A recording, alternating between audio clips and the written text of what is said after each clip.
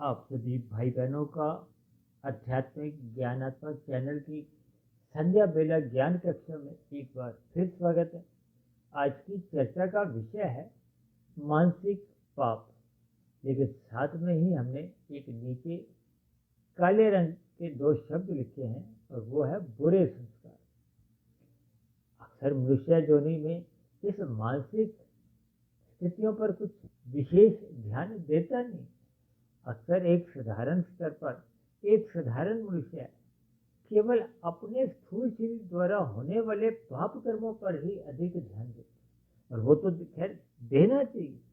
लेकिन हम मन के स्तर पर जो बुरा चिंतन करते रहते हैं, जिसके फलस्वरूप आपके हमारे कारण शरीर में बुरे संस्कार बनते हैं, इन सभी स्थितियों को हमें कर्मबद्ध तरीके से समझना होगा। क्योंकि आपके हमारे देखिए तीन शरीर है, स्थूल शरीर, सूक्ष्म शरीर और कारण शरीर। इन सभी की स्थितियों को जब हम क्रमबद्ध तरीके से समझते हैं, क्योंकि संसार में जो कानून व्यवस्था है वो तो स्थूल शरीर के ऊपर ही लागू है। मन के स्तर पर तो देखिए किसी भी प्रकार का कोई नियम कायदा कोई लागू नहीं होता, और इसलिए मनुष्य मन के प्रति बेपरवाह हो जाता है, लापरवाह हो जाता है, इन मन की स्थितियों पर विशेष ध्यान नहीं देता। इसलिए आज हमने वीडियो का नाम ही क्या रखा है, मानसिक पाप। हालांकि ये मानसिक पाप देखिए हमने एक रंगीन रंग से दिखाया, जबकि अक्सर हम देखिए पाप शब्द को काले रंग से दर्शाते, लेकिन यहाँ हमने देखिए काले रंग से न दर्शाकर एक मानसिक स्थिति के साथ ही एक शब्द लिख दिया है पाप।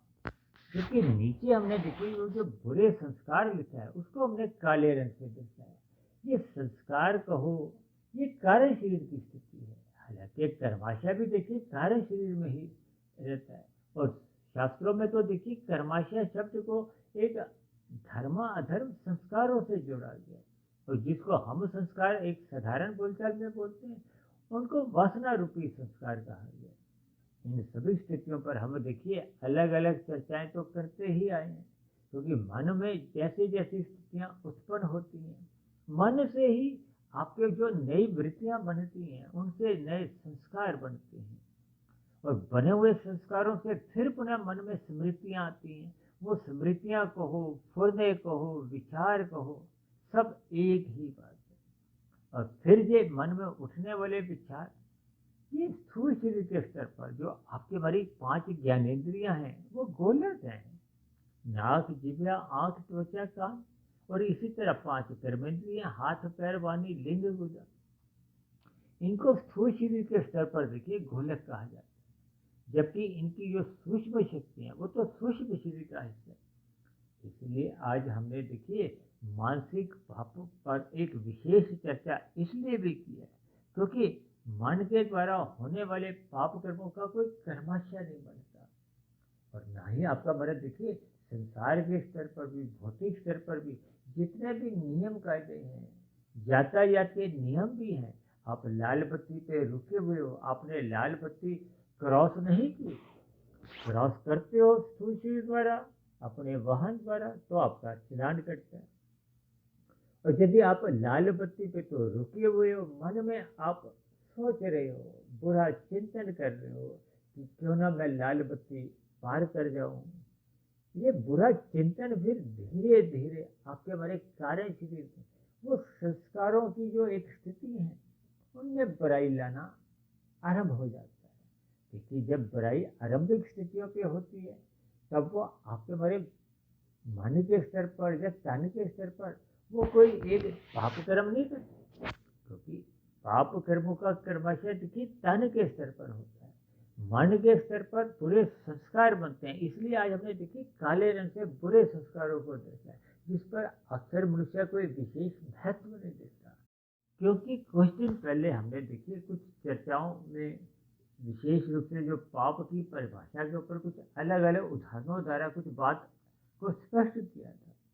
लेकिन एक साधारण स्तर पर अक्सर मनुष्य इन बातों को हल्के में लेता है। हल्के में लेने का अभिप्राय क्या है, देखिए आज हमने बुरा चिंतन किया तो वो आरंभिक स्तर पर कारण शरीर में एक बुरा संस्कार अंकित हो गया। अब फिर हमने उस मानसिक स्तर पर फिर पाप किया, यानी कि जैसे जैसे हम मन के स्तर पर देखिए पाप कर्म करते रहते हैं, बुरा चिंतन करो, क्योंकि मन तो देखिए प्रत्यक्ष रूप से कोई कर्म नहीं करता। उसके जो औजार हैं, उपकरण हैं, वो तो ज्ञानेंद्रिय हैं या कर्मेंद्रिय हैं, और वो स्थूल शरीर के स्तर पर ही उनको गोलक कहा जाता है। यानी कि जब जब हम देखिए मन के स्तर पर किसी के प्रति कोई हम बुरा विचार नहीं रखते, लेकिन जैसे ही हम वाणी द्वारा कुछ अपशब्द बोलते हैं, चाहे वो क्रोधवश हो, चाहे वो एक शब्दों द्वारा बोले गए, उन पर जब जब कोई हम आपत्तिजनक कुछ शब्द बोलते हैं, तो फिर आपका बड़ा कर्माशय भी बढ़ता है, और कानून में दायरे में रहते हुए जो जो स्थितियां होती हैं, उनका फिर हमें दंड मिलता है। लेकिन दंड उन्हीं स्थितियों में ही मिलता है जब स्थूल शरीर के स्तर पर देखिए, चाहे हाथ पैर वाणी के स्तर पर किसी भी प्रकार का पाप कर्म हुआ हो। जबकि मन के स्तर पर तो अक्सर देखिए पाप कर्म होते ही रहते हैं। कुछ दिन पहले हमने देखिए बलात्कार की स्थितियों पर भी कुछ प्रकाश डाला था, क्योंकि अक्सर देखिए राजनीतिक दलों में भी देखिए स्थूल शरीर के स्तर पर तो अक्सर ऐसे कुछ दोस्ती के भाव दिखने में आते हैं, लेकिन मन की स्थितियां तो देखिए सबके इन सभी स्थितियों में अलग अलग देखी गई हैं। और मेरा तो ऐसा मानना है कि मन के स्तर पर तो अक्सर जे एक दूसरे की देखिए टांग ही खींचते रहते हैं। अब मन के स्तर पर जो जो स्थितियां बनती हैं, उनका कहीं भी देखिए कोई एक स्थूल शरीर के स्तर पर कोई कर्माशय नहीं बनता, लेकिन मन के स्तर पर वो जो विसंगतियां हैं, विकार हैं, बुरे मन के जो विचार हैं, ये आपके हमारे कारण शरीर में देखिए फिर वो स्थितियां उत्पन्न करती हैं। अब कारण शरीर में थोड़े थोड़े बुरे संस्कार बनते बनते जब वो विकराल रूप में एक विकार का रूप धारण कर लेते हैं, यानी कि जब वो बुरे संस्कार बहुत वेग से आते हैं। अब आपने अक्सर देखा होगा ना, समाज में कुछ ऐसी स्थितियां होती हैं, कभी कभी अपराधी न्यायालय में ऐसी बात स्वीकार करते हैं कि मैं उसका देखिए हत्या करना तो नहीं चाहता था, लेकिन उस समय कुछ ऐसे मन के मेरे ऐसे कोई राक्षस जैसी कोई शक्ति उत्पन्न हुई, जो मेरे से वो ऐसी स्थिति, यानी कि वो एक हत्या जैसे अपराध करवा दिया। इस तरह देखिए बलात्कार के अपराधियों द्वारा भी ऐसी स्थितियां अपराध की स्वीकार की गई हैं। ये बुरे संस्कार देखिए जब आपके हमारे अंतःकरण में जुड़ते जाते हैं, वो जुड़ते जुड़ते वो बहुत पक्के स्तर पर हो जाते हैं, यानी कि वो बुरे संस्कार बहुत जब मजबूत स्थिति में होते हैं, जैसे तूफान मजबूत स्थिति से आता है, तो तूफान देखिए आता तो कुछ मिनटों का ही है, लेकिन वो तबाही बहुत गहरे तल पे कर जाती है। इसी तरह ये जो बुरे संस्कार जब मजबूत स्थिति में आते हैं, तूफानी वेग से आते हैं, तो ये बलात्कार जैसी स्थिति हो, या हत्या जैसी स्थिति हो, या और भी विभिन्न प्रकार के जो समाज में जो बुराइयां हैं, वो जब घटती हैं, तो इसके पीछे का कारण वो तूफानी वेग कहो, वो बुरे संस्कार कहो, उनकी स्थितियां होती हैं। इसलिए मनुष्य को आरंभ से ही बुरा चिंतन नहीं हो, इसके लिए मनुष्य को सत्संग करना चाहिए, क्योंकि मन कभी भी देखिए खाली नहीं बैठता। अक्सर कहा जाता है ना, मन तो देखिए सोते समय भी अपने सपनों की दुनिया बसा लेता है। ये सभी स्थितियां एक भावार्थ रूप में अक्सर हम कहते रहते हैं। जब तक मनुष्य देखिए स्थूल शरीर, सूक्ष्म शरीर और कारण शरीर की स्थितियों को ज्ञानपूर्वक समझता नहीं है, क्योंकि कारण शरीर की स्थितियों का तो स्वयं को भी बोध नहीं होता। अक्सर हम देखिए दूसरों के बुरे संस्कारों की तो दूर की स्थिति है, हम अपने स्वयं के बुरे संस्कारों को भी पढ़ नहीं पाते। ये वो संस्कार हैं, स्वभाव हैं, जो आपकी हमारी क्रियाओं को एक वेग देते हैं, और वेग इस हिसाब से देते हैं कि मनुष्य वो बुराइयों में अपने आप को लिप्त करता हुआ भी महसूस नहीं करता, वो उसका स्वभाव बन जाता है।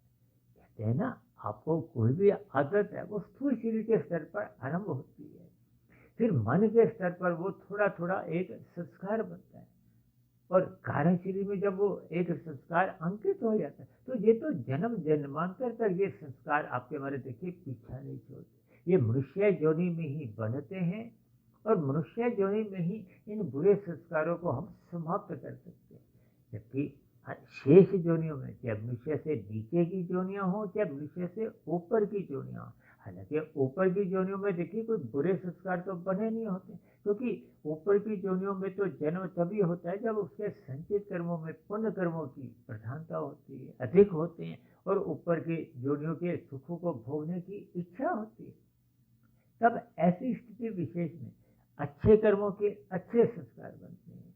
जब हम पाप कर्म करते हैं तो उनसे संबंधित एक बुरे संस्कार बनते हैं। यदि हम स्थूल शरीर के स्तर पर पाप कर्म नहीं भी करते, हम स्थूल शरीर के स्तर पर पाप कर्म से बचे भी रहते हैं, लेकिन मन के स्तर पर भी यदि हम मानसिक पाप करते रहते हैं, जो कि आज हमारा वीडियो का एक नाम है, वो फिर आपके हमारे कारण शरीर, वो बुरे संस्कारों की जो एक मैल है, परत है, वो फिर गहरी होती जाती है, मजबूत होती जाती है। यानी कि आपका हमारा छोटे से छोटा चिंतन भी हमारे कारण शरीर को प्रभावित करता है। वो प्रभावित करने का अभिप्राय देखिए संस्कारों से लिया जाता है। हालांकि नए जन्म का जो मुख्य कारण है वो आपके हमारा कर्माशय होता है। कर्माशय का अभिप्राय क्या है कि शास्त्रों में कहा गया है कि मनुष्य के मरते समय अगली योनि का निर्धारण ये कर्माशय के आधार पर होता है, संस्कारों के आधार पर होता है। लेकिन इन दोनों ही स्थितियों में देखिए शास्त्रों में कहा गया कि मनुष्य योनि तभी मिलती है जब संचित कर्मों में पाप और पुण्य कर्मों की कम से कम तुल्यता होती है, या पुण्य कर्मों की अधिकता होती है और मनुष्य योनि पाने की ही एक इच्छा बनी रहती है। अक्सर जब हम देखिए इन तीन शरीरों की चर्चाएं करते हैं, क्योंकि प्रकृति के देखिए तीन गुण है, तमोगुण, रजोगुण और सतोगुण।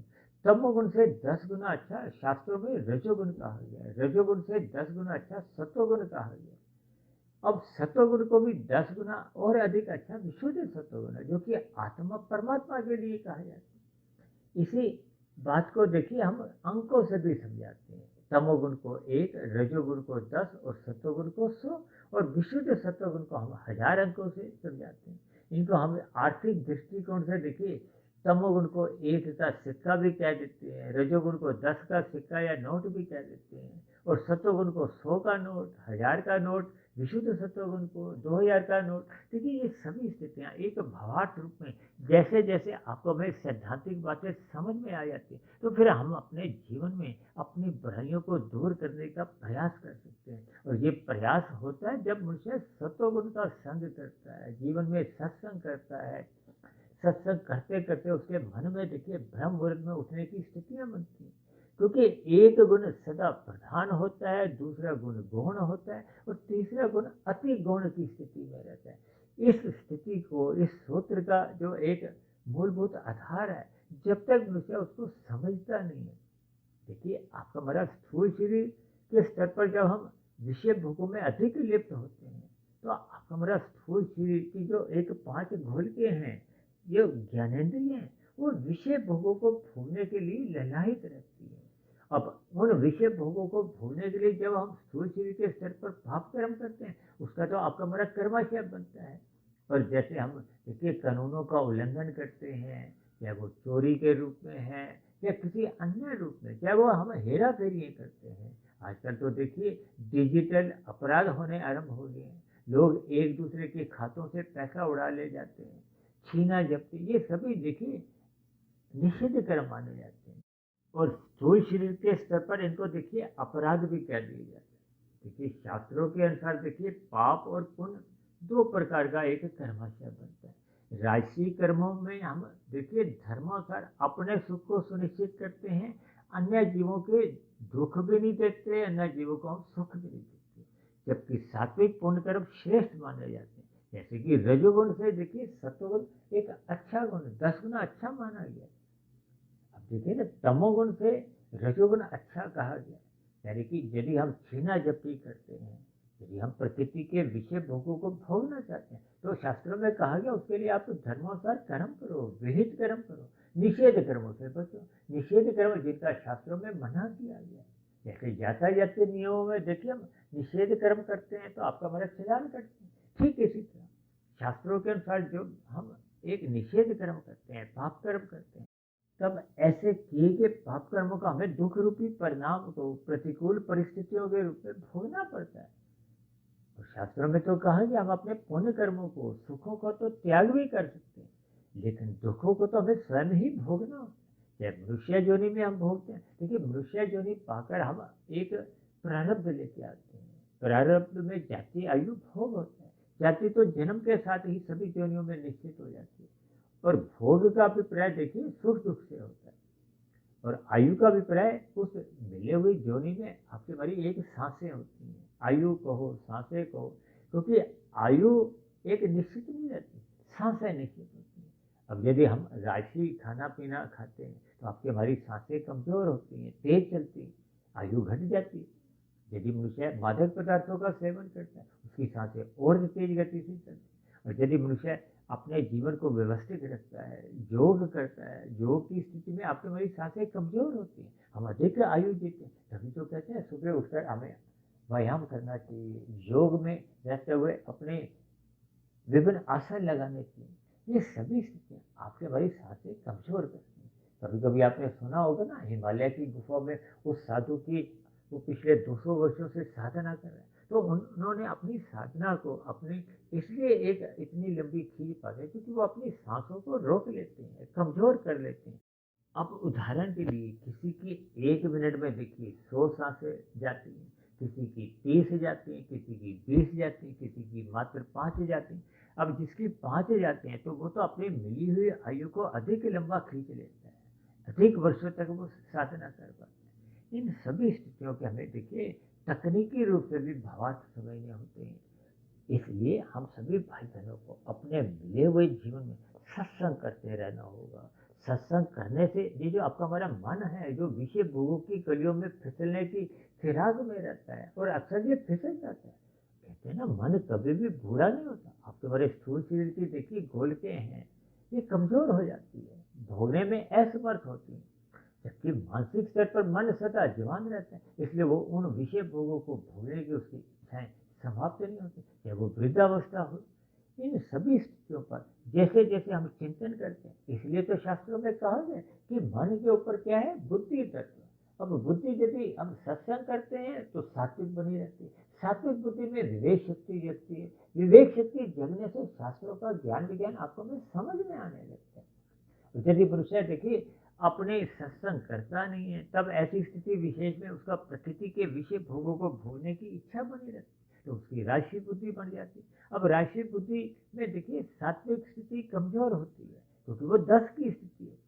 अब जब हम 100 वाट का बल्ब लाते हैं तो उसका अधिक प्रकाश होता है, 10 वाट के प्रकाश में आपको हमें थोड़ा धुंधला दिखाई देता है। धुंधले का अभिप्राय क्या है कि हम जो वर्तमान समय में कर्म कर रहे हैं, भविष्य में उसका क्या परिणाम आएगा वो आपको हमें उसका ज्ञान नहीं होता। अब सत्वगुण में रहते हुए आपको हमें अधिक ज्ञान होता है, जैसे प्रकाश में हमें अधिक दूरी का नजर आता है। अब तमोगुण में अंधकार की स्थितियां होती हैं, जैसे हम अंधकार में देखिए एक कुर्सी पे बैठते हैं तो पास वाली कुर्सी पे कौन बैठा हुआ है, कभी कभी हमें इसका भी बोध नहीं होता।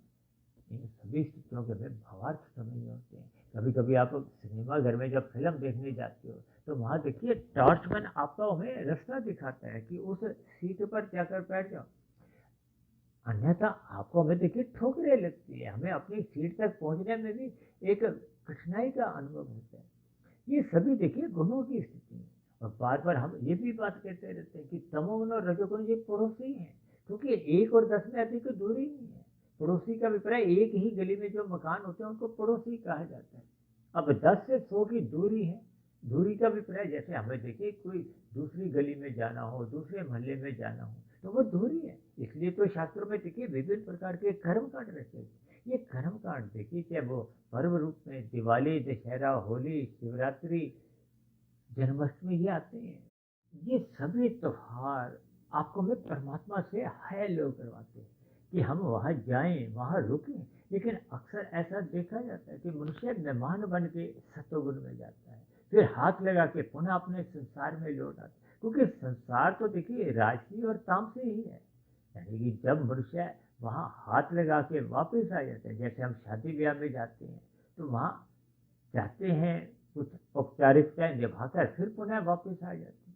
ठीक इसी तरह जब जब हम देखिए सत्संग बेमन से करते हैं, यानी कि हम अपना संबंध नहीं बनाते, परमात्मा की सम्मुखता नहीं बनाते, ब्रह्म मुहूर्त में उठने का अपना एक संस्कार स्वभाव नहीं जगाते, तो फिर ऐसी स्थितियों में हमारा परमात्मा से जो एक संबंध है वो मेहमान की तरह ही होता है। और मेहमान और सदस्य में क्या अंतर है, क्योंकि जब हम सदस्य बन जाते हैं, परमात्मा की एक परिवार का हिस्सा बन जाते हैं, इसका अभिप्राय क्या है कि आपके हमारे जीवन में सात्विकता प्रधान होती है, सत्वगुण प्रधान होने लगता है। जब सत्वगुण की नींव मजबूत होती है तो फिर विशुद्ध सत्वगुण से जुड़ना आसान हो जाता है। तो यदि मनुष्य रजोगुण की स्थिति में है तो उसको तो 10 से 100 की दूरी ही बहुत अधिक लगती है। तब ऐसी स्थिति विशेष में 10 से वो 1000 की जो विशुद्ध सत्वगुणी सत्ता की वो कल्पना भी नहीं कर पाता। इसीलिए तो राजसी मनुष्य के जीवन में देखिए ये विभिन्न प्रकार के अंधविश्वास बने रहते हैं। इसी तरह रजोगुनी मनुष्य में भययुक्त स्थितियां बनी रहती हैं।